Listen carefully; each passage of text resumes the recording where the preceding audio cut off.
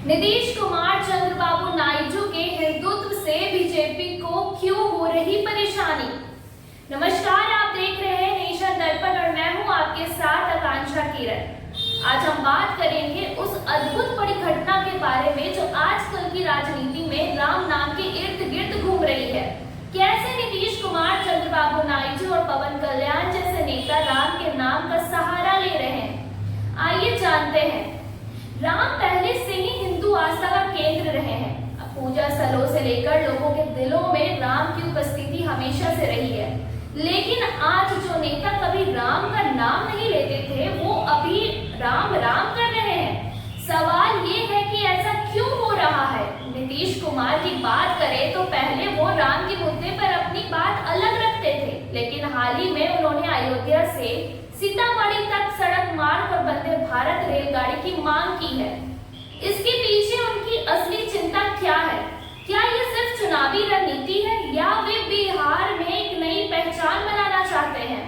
अब बात करते हैं चंद्रबाबू नायडू की। उन्हें जगन मोहन रेड्डी से मुकाबला करना है, इसलिए वो भी राम मंदिर मसले पर सक्रिय हो गए हैं।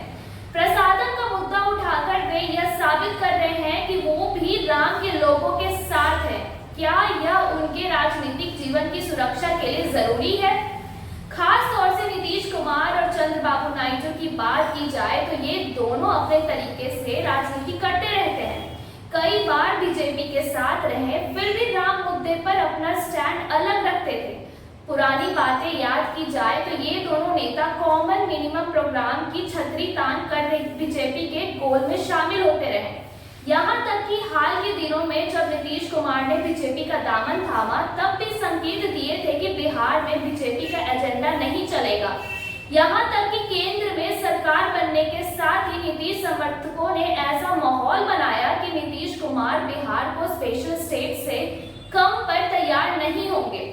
चंद्रबाबू की भी अपनी शर्तें दिख रही थी। केंद्र जब बीजेपी के सरकार के पाले में आई तो उसने बजट में दोनों के राज्यों को मोटा पैकेज देकर काम निकाल लिया। लेकिन अब से 2 दिन पहले प्रधानमंत्री नरेंद्र मोदी को चिट्ठी लिखकर अयोध्या सीतामढ़ी मार्ग के विकास का अनुरोध किया है कि अयोध्या से सीतामढ़ी तक सड़क मार्ग बनाने की केंद्र सरकार की योजना थी।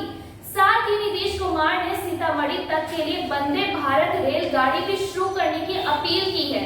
वे रामायण सर्किट और सीतामढ़ी के घाटों के विकास की भी बातें कर रहे हैं।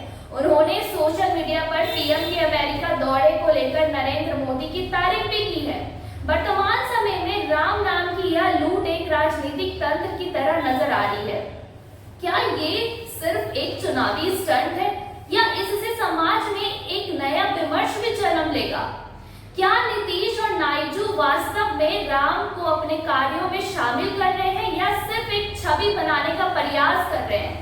कैसे राम का नाम आज की राजनीति में एक महत्वपूर्ण मोड़ ले रहा है? क्या आप भी इसे एक राजनीति या रणनीति मानते हैं? अपनी राय हमें कमेंट्स में बताइए। और भी जानकारी के लिए देखते रहिए नेशन दर्पण।